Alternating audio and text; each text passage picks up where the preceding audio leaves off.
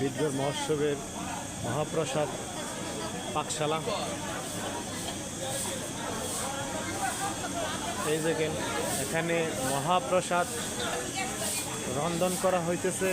বিদ্রোহ মহোৎসবে আমি এসেছি।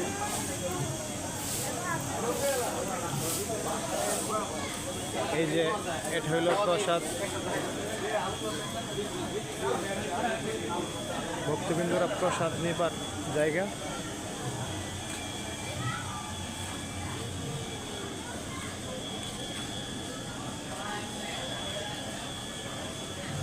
এটা কিন্তু উৎসব প্যান্ডেল না, এটা হইল প্রসাদের নেবার জায়গা।